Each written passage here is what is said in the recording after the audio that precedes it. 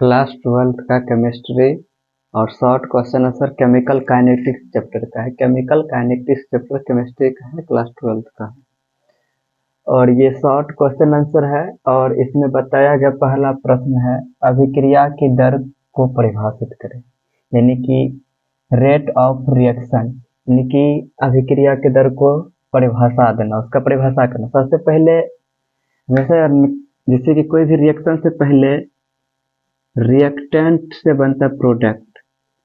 ये रिएक्टेंट जो कोई भी रिएक्टेंट हो सकता है, रिएक्टेंट से क्या बनता है प्रोडक्ट, और रिएक्शन यही इसी को रिएक्शन बोलते हैं।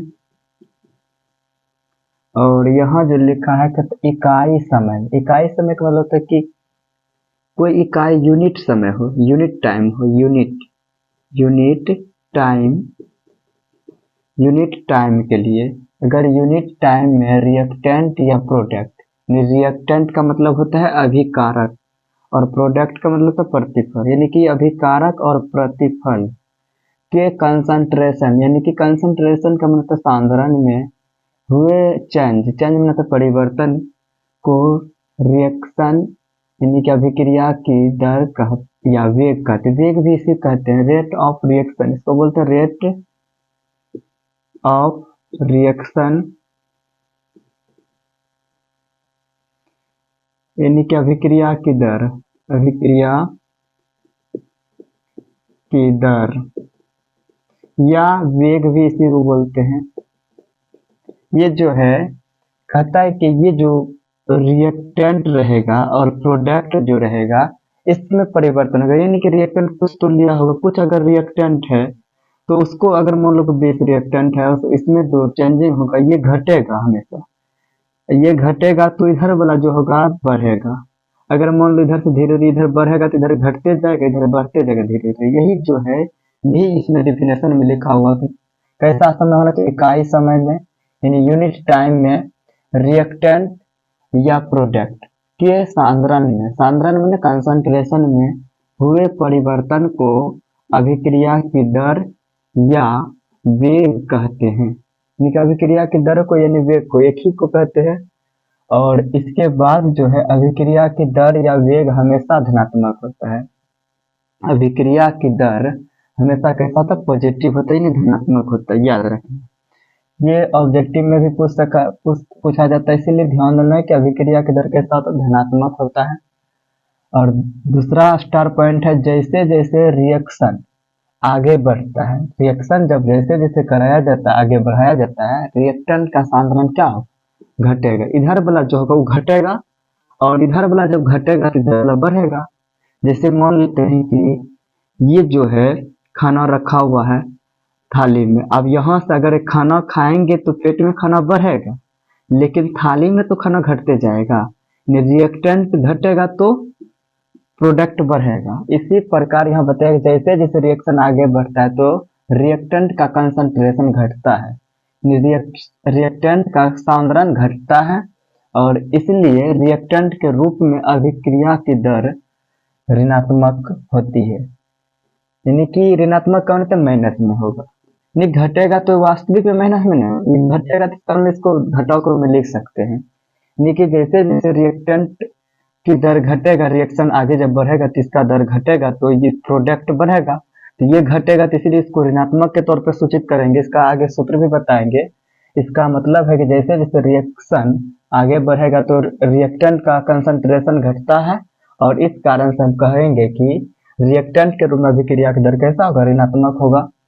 अब दूसरा, जबकि यहाँ से जबकि जैसे जैसे रिएक्शन आगे बढ़ता है तो प्रोडक्ट का सांद्रण यानी कंसंट्रेशन बढ़ता है। यानी कि जब इधर वाला रिएक्टेंट जो होगा, ये आर जो होगा, रिएक्टेंट जो होगा, ये जो घटेगा, ये घटेगा तो ये बढ़ेगा। ये जब घटेगा तो इधर से इधर बन रहा है, इधर से कोई पदार्थ लिए इससे कोई पदार्थ बना रहे हैं तो इससे घटेगा और इधर बढ़ेगा, इसीलिए इसको पॉजिटिव बोलेंगे, इसको नेगेटिव बोलेंगे। इसका नेगेटिव में लिखा जाएगा मान, इसका पॉजिटिव में। यहाँ नीचे हम बताएंगे रिएक्टेंट का मान तो घटता था, ऋणात्मक होता था, लेकिन प्रोडक्ट का मान बढ़ेगा। जैसे जैसे हम बताएंगे जबकि जैसे जैसे रिएक्शन को आगे बढ़ाएंगे तो प्रोडक्ट का सांद्रण यानी कि कंसंट्रेशन बढ़ता है और इसलिए प्रोडक्ट के रूप में अभिक्रिया की दर क्या होगा, हमेशा धनात्मक होगा। याद रखना, ये दोनों ऑब्जेक्टिव क्वेश्चन के रूप में भी आता है। अब पहला सूत्र है रेट। रेट मतलब है दर, अभिक्रिया की दर। रेट बराबर क्या होगा, माइनस, किसके लिए ये कर रहे हैं, ये कर रहे हैं रिएक्टेंट के लिए। किसके लिए, रिएक्टेंट के लिए कर रहे हैं। रिएक्टेंट, रिएक्टेंट का मतलब होता है अभिकारक।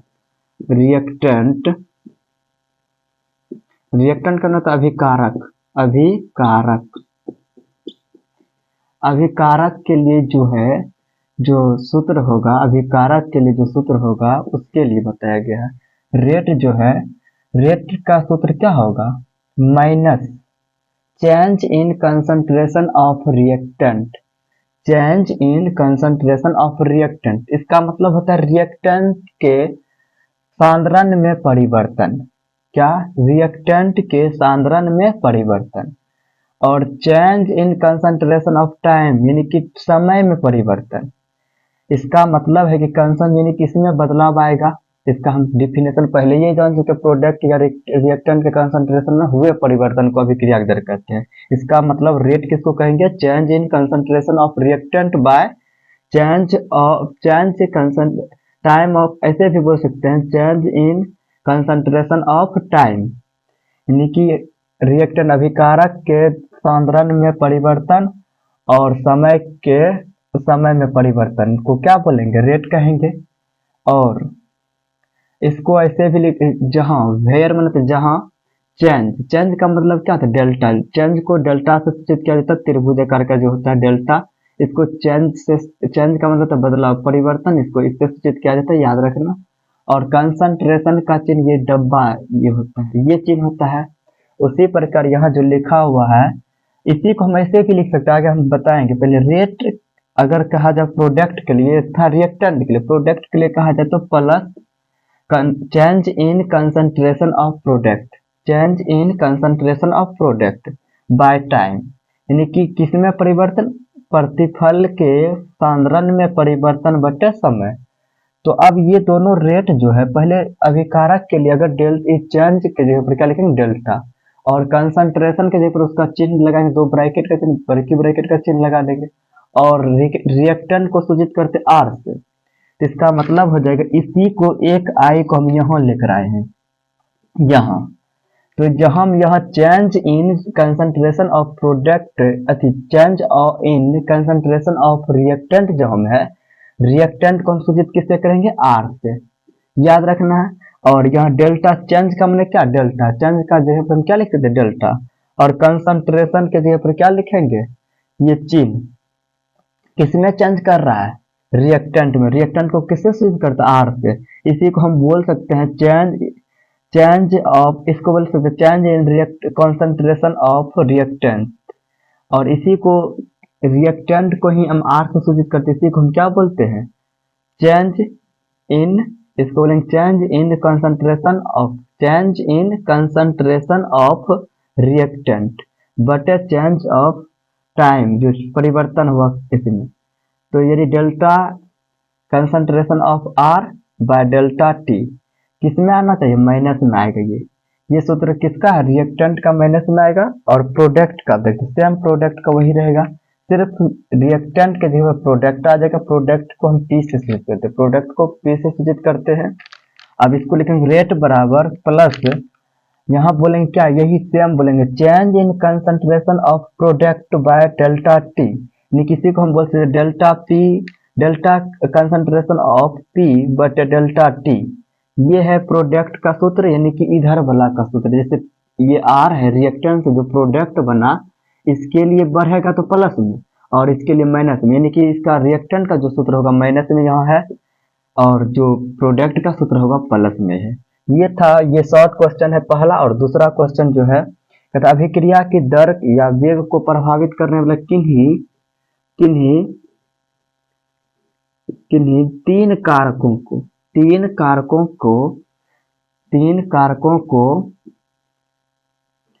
तीन कारकों का उल्लेख करना है, यानी कि बनाना है, तीन कारक कौन कौन से हैं उसको बताना है। तो सबसे पहले हम यहाँ जानेंगे कि पहले इसका प्रश्न के ही तरह उत्तर इसका लिखेंगे, प्रभावित करने वाले तीन कारकों को, प्रभावित करने वाले तीन कारकों को, किन्हीं तीन कारक का नाम है। सबसे पहले हम लिखेंगे अभिक्रिया की दर यानी वेग को प्रभावित करने वाले तीन कारकों का उल्लेख निम्नलिखित। निम्नलिखित का मतलब तो नीचे लिखा हुआ है। पहला है nature of reactant. Nature of reactant का मतलब है कि नेचर मतलब प्रकृति, ऑफ माने कार्य और रिएक्टेंट मतलब अभिकारक। अभिकारक के प्रकृति यानी कि पहले तो रेट ऑफ रिएक्शन जो है, अभिक्रिया की दर जो है किस पे निर्भर करता है, रिएक्टेंट के नेचर पर निर्भर करता है। उसका कैसा नेचर है, स्वभाव जैसे होता है ना उसी प्रकार नेचर पर निर्भर करता है, इसका प्रकृति पर निर्भर करता है। अब क्या है प्रकृति, किसी भी अभिक्रिया की दर रिएक्टेंट की प्रकृति पर निर्भर करता है। पहला प्रश्न, पहला जो प्रभावित कर रहा है, पहला है कि किसी भी अभिक्रिया की दर जो है रिएक्टेंट के किस पर निर्भर करता है, रिएक्टेंट की नेचर पर निर्भर करता है यानी कि प्रकृति पर निर्भर करता है। और दूसरा है कंसंट्रेशन ऑफ रिएक्टेंट। किसी भी अभिक्रिया की दर जो है रिएक्टेंट के सांद्रण पर निर्भर करता है यानी कंसंट्रेशन पर निर्भर करता है। कंसंट्रेशन, यही कंसंट्रेशन पर निर्भर करता है। पहले तो किस पे निर्भर करता था, नेचर पे, रिएक्टेंट के नेचर पे। उसके बाद दूसरा है कोई भी अभिक्रिया की दर किस पे निर्भर करेगा, रिएक्टेंट के सांद्रण पर, कंसंट्रेशन, इसी को बोलते कंसंट्रेशन। कंसंट्रेशन इसको बोलेंगे कंसंट्रेशन, कंसंट्रेशन पर निर्भर करता है। और तीसरा जो है, या इसी को बोल सकते अर्थात के तौर पे बोलेंगे तो कंसंट्रेशन ऑफ रिएक्टेंट है ना, यहाँ कंसंट्रेशन ऑफ रिएक्टेंट का मतलब क्या, कोई भी अभिक्रिया की दर होगा रिएक्टेंट के कंसंट्रेशन यानी सांद्रण पर निर्भर करेगा। और अर्थात करके लिख सकते हैं अभिक्रिया की दर जो है रिएक्टेंट के कंसंट्रेशन के समानुपाती होता है। यानी कंसंट्रेशन यानी किसको हम बोल सकते हैं कि rate of reaction directly proportional concentration of reactant, यानी कि जो है रेट ऑफ रिएक्शन जो है किसके समानुपाती है, कंसंट्रेशन ऑफ रिएक्टेंट यानी कि अभिकारक के सांद्रण के समानुपाती, यानी कि अभिक्रिया की दर किसके समानुपाती होगा, यानी कि किसके समानुपाती, अभिकारक के दर के, अभिकारक के सांद्रण के समानुपाती, यानी कि इसको हम बोल सकते rate of reaction directly proportional concentration of reactant. और अंतिम जो है तीसरा, दूसरा हो गया और पहला हो गया नेचर पर, पहले निर्भर करता है रिएक्टेंट के नेचर पर, दूसरा कंसंट्रेशन ऑफ रिएक्टेंट पर, और तीसरा जो है टेम्परेचर पर। अब टेम्परेचर क्या होता है, ताप जिसको बोलते हैं। टेम्परेचर किसी भी अभिक्रिया की दर ताप पर निर्भर करता है। और सामान्यतः रेट ऑफ रिएक्शन यानी कि अभिक्रिया की दर का मान जो है ताप के समानुपाती होता है। इसका मतलब है कि अभिक्रिया के दर ताप पर जब समानुपाती यानी ताप बढ़ाएंगे तो रेट भी क्या होगा, अभिक्रिया के दर भी बढ़ेगा। टेम्परेचर जब बढ़ाएंगे तो रेट ऑफ रिएक्शन भी बढ़ेगा, रेट ऑफ रिएक्शन यानी कि जब किसी में ताप देंगे तो उसका ताप जब बढ़ता है तो रेट ऑफ रिएक्शन बढ़ेगा, अगर ताप घटाएंगे तो रेट ऑफ रिएक्शन भी घटेगा। इसका मतलब है कि ये दोनों अपना भाई है। इसका मतलब है कि रेट ऑफ रिएक्शन किस पे निर्भर करता है, ताप पर। ताप बढ़ाएंगे तो तेजी से होगा, ताप घटाएंगे तो धीरे होगा, यही है। और अगला देखते इसी को हम अर्थात के तौर पर लिख सकते rate of reaction directly proportional temperature, या इसी को बोलते हैं अभिक्रिया की दर समानुपाती किसके है, टेम्परेचर के लिए। आज के लिए इतने तक, अगले दिन हम बताएंगे।